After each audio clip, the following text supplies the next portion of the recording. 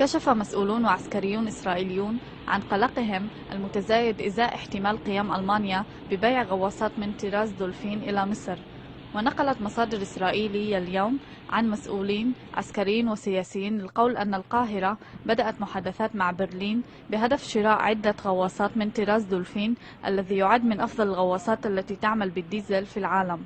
ويبدو أن مصر مهتمة بتحديث أسطولها القديم من الغواصات، إلا أن المسؤولين الإسرائيليين يعتبرون الأمر غريبا أن تسعى القاهرة إلى شراء نفس نوع الغواصات التي تمتلكها إسرائيل.